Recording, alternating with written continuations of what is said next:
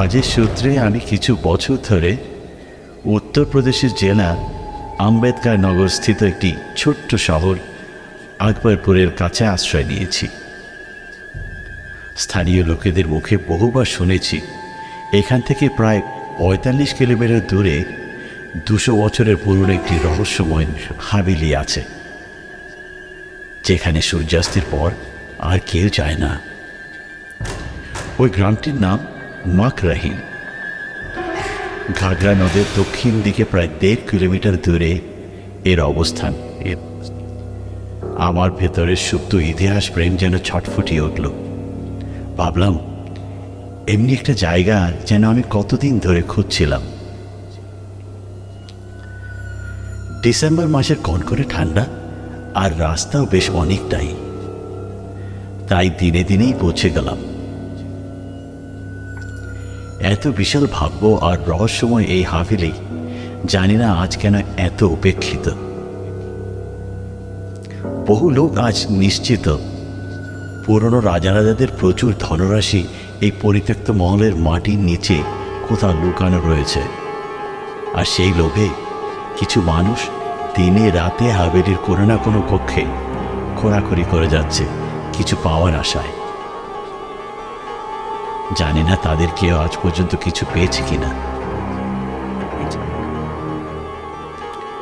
এই হাভেলি এমনভাবে তৈরি করা হয়েছিল যে দিনের বেলায় তো দেখতে বেশ রোমাঞ্চকরই লাগে, কিন্তু আপনি যদি রাতের বেলায় এসে এখানে কিছুটা সময় অতিবাহিত করবেন ভাবছেন, তাহলে আপনি হয়তো এমন কিছু ভয়ানক জিনিসের সান্নিধ্যে আসতে পারেন যা আপনি আপনার জীবদ্দশায় কখনো কল্পনা করেননি,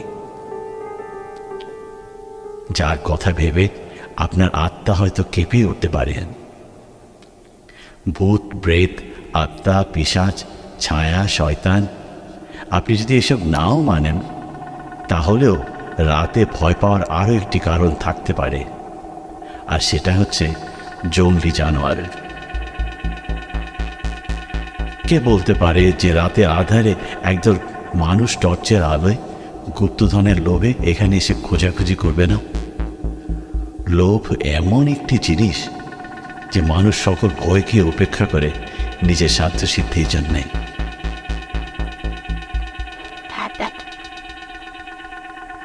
হাভেলির সংরচনা বেশ বৈজ্ঞানিক আর আকর্ষণীয় ছিল। সবকটা কামরা একটার সঙ্গে আরেকটা দরজা দিয়ে জোড়া, যার কোনোটা বাইরের দিকে আবার কোনোটা উঠোনের দিকে খোলা। এমনটা হয়তো তাপমাত্রা নিয়ন্ত্রণের জন্যেই বানানো হয়ে থাকতে পারে, কারণ সেই সময় না ছিল ফ্যান, না এসি, আর না ছিল কুলার। কিন্তু সেই সময়ও মে জুন মাসে ভয়াবহ গরম পড়ত, তাই বাড়িতে প্রচুর দরজা লাগানো হতো যাতে গরমে হাওয়া চলাচলের দিশা অনুযায়ী তাকে খোলা আর বন্ধ করা যেতে পারে।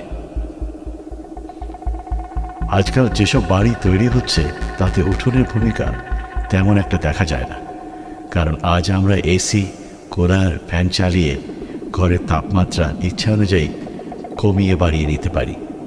কিন্তু সেই সময় এই উঠোন এমনভাবে নির্মাণ করা হয়েছিল যাতে গরম আর ঠান্ডা হাওয়ার মধ্যে তৈরি হওয়া চাপ কমিয়ে প্রাকৃতিক প্রবাহ দ্বারা স্বাভাবিক তাপমাত্রায় আনা যেতে পারে। এছাড়াও ঘরের বিভিন্ন অনুষ্ঠান, রীতি রেওয়াজ আর বিয়ের সময় এই উঠোন বিভিন্ন কাজের কেন্দ্রবিন্দু হয়ে উঠত। হাভেলির পিছনে পশ্চিম উত্তর দিকে হয়তো এই জায়গায় গৃহপালিত পশুদের থাকার ব্যবস্থা করা হয়েছিল। গরু, মহিষ, ঘোড়া বা কোনো না কোনো গৃহপালিত পশু এখানে থাকতেও, যারা কোনো না কোনোভাবে মানব জীবন শৈলীকে প্রভাবিত করত। পিছনে আরও একটা ছোট উঠোন দেখা যাচ্ছিল, হয়তো তা বিশেষ করে মহলের মহিলাদের জন্যই বানানো হয়েছিল। নিশ্চয় মহারানী, রাজকুমারীরা আর তাদের পরিচারিকারা এখানে পুরুষবর্গের থেকে আলাদাভাবে নিজেদের জীবন যাপন করতেন। নিশ্চয়ই এই হাভেলি একদিন সম্পূর্ণ ছিল, কিন্তু আজ এখানে শুধুই ছেয়ে আছে থমথমে গভীর নিস্তব্ধতা আর বিচিত্র নীরবতা। দরজা, সিঁড়ি, গলি, উঠোন, কামরাগুলো এখন জনমানব শূন্য।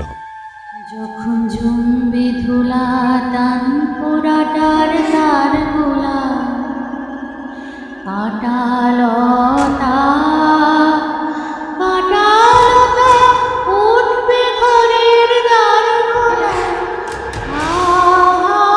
জমবে ধুলা টান পোড়াটার তার গোলা। ফুলের বাগান ঘন ঘাসে পড়বে সজ্জা বনবাসে, শ্যাওলা এসে ঘিরবে দিঘির ধার গোলায়। তখন আমায় নাইবা মনে রাখলে, তারার পানে চেয়ে চেয়ে নাইবা আমায় ডাকলে। পড়বে না মোর পায়ের চিহ্ন এই বাটে, আমি বাইব না, আমি বাইব না মোর খেয়ার তরি এই ঘাটে গো। যখন পড়বে না মোর পায়ের চিহ্ন এই বাটে।